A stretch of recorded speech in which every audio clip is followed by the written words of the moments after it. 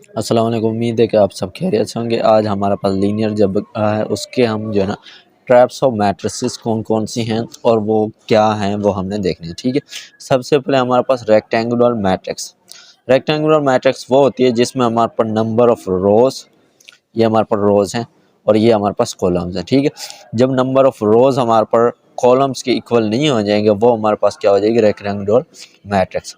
अब matrix in which the number of rows and columns are not equal, यानी ये बराबर नहीं हो जाएंगे। जब बराबर हो जाएंगे तो वो हमारे पास क्या हो जाएगी, square matrix. A matrix in which number of rows and columns are equal, जब number of rows and columns, ये जब कॉलम्स और रोज बराबर हो जाएंगी तब हमारे पास क्या आ जाएगी, इसको स्क्वायर मैट्रिक्स कहते हैं। ये भी इसी तरह है कि number of rows and columns, ये कॉलम्स हो जाएंगे तो तीन कॉलम्स हैं, तीन हमारे पास कॉलम्स, ये तीन कॉलम्स हैं और तीन रोज हैं। इसका मतलब है जब ये इक्वल हो जाए तो अब हमारे पास क्या हो जाएगा, स्क्वायर मैट्रिक्स। ये हमारे पास ये नहीं, दोनों अपोजिट है कि जब इक्वल हो जाएंगी तो हमारे पास स्क्वायर मैट्रिक्स होगा, जब हमारे पास इक्वल नहीं होंगी तो तब हमारे पास क्या आ जाएगी, रेक्टेंगुलर मैट्रिक्स। उसके बाद हमारे पास एक और मैट्रिक्स आती है, डायगोनल मैट्रिक्स। डायगोनल क्या होता है, डायगोनल हमारे पास ये चीज़ होती है, ये हमारे पास डायगोनल होते हैं। ठीक है, a square matrix in which all diagonal elements are non zero. ठीक है, तो वो कहता है कि जो डायगोनल है वो नॉन जीरो हो, यानी जीरो नहीं होना चाहिए। डायगोनल कोई भी हो लेकिन जीरो नहीं होना चाहिए, वैल्यू कोई ना कोई हमारे पास हो। उसके बाद वो कहता है कि and all non diagonal elements, यानी ये तमाम जो इसके नॉन डायगोनल, ये हमारे पास ज़ीरो की फॉर्म में है। वो हमारे पास जो डायगोनल है वो नॉन ज़ीरो हो और ये इसके बाद है नॉन डायगोनल है वो हमारे पास ज़ीरो होने चाहिए, तो तब हमारे पास क्या हो जाएगी, डायगोनल मैट्रिक्स। अब हमारे पास क्या आ जाती है, स्केलर मैट्रिक्स। स्केलर मैट्रिक्स क्या होती है, स्केलर मैट्रिक्स वो होती है जिसमें हमारे पास जो डायगोनल है वो इक्वल हो, यानी अगर टू है तो टू आना चाहिए, थ्री है तो थ्री आना चाहिए, फोर है तो फोर, इस तरह डायगोनल की फॉर्म में आना चाहिए।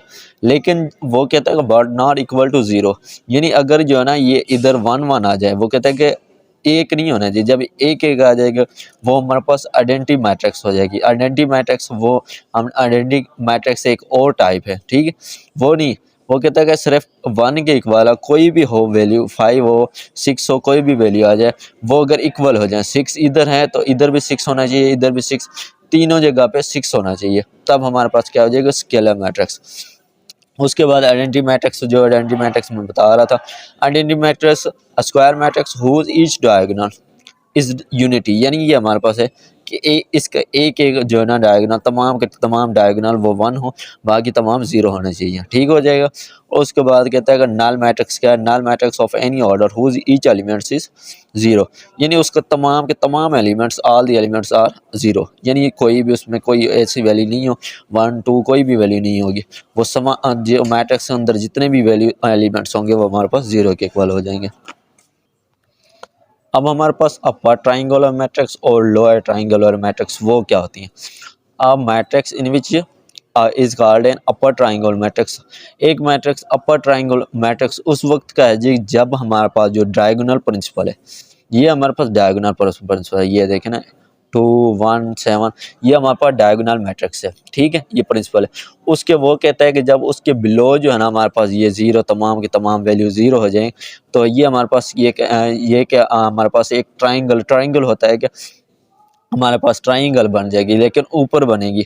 ये ऊपर ट्राइंगल मैंने बना के भी दिखाई है कि ये अगर ट्राइंगल बन जाती है तो ये क्या हो जाएगी, अपर ट्राइंगल, यानी जीरो कंसीडर नहीं करेंगे, उसके अंदर जीरो नहीं आएंगे, बाकी ऊपर वाले जितनी भी वैल्यूज आ जाएंगी वो हमारे पास एक ट्राइंगुलर की फॉर्म में आ जाएंगी। तो इस वजह से ऊपर ट्राइंगुलर, इस वजह से इसको अपर ट्राइंगुलर मैट्रिक्स कहते हैं। इसी तरह अगर लोअर ट्राइंगुलर की बात की जाए तो वो उसमें कहता है matrix is called a lower triangular matrix if all the elements above the principal diagonal are zero। जब ऊपर हमारे पास डायगोनल, प्रिंसिपल डायगोनल, ये हमारे पास 5 7 1, इसके ऊपर जब कोई भी एलिमेंट्स होगा वो हमारे पास जीरो हो जाएगा, तो उसके नीचे हमारे पास एक ट्राइंगल बन जाएगी, ये ट्राइंगल बन जाती है। ठीक है, जब ये ट्राइंगल नीचे बन रही है, क्योंकि नीचे है तो इस वजह से हमारे पास इसको लोअर ट्राइंगुलर मैट्रिक्स कहेंगे। उसके बाद सब मैट्रिक्स है, सब मैट्रिक्स ईजी है। उसमें कहते हैं कि a matrix is obtained by deleting some rows और कॉलम्स और बोथ ऑफ गिवन मैट्रिक्स, यानी उनमें से रोज को डिलीट कर दें या कॉलम्स को डिलीट करें, या दोनों को डिलीट कर दें तो क्या हमारे पास सब मैट्रिक्स हो जाएगी।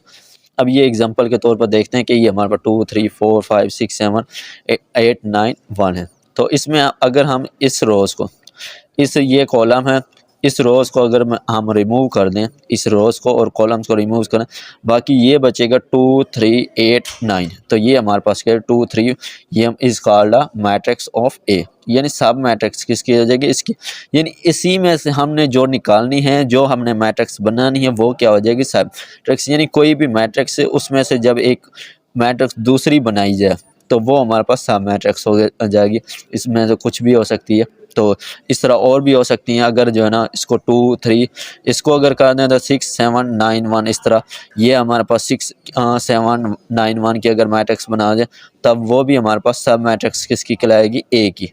यानी उसी में से हमने जो निकाली है वो हमारे पास सब मैट्रिक्स हो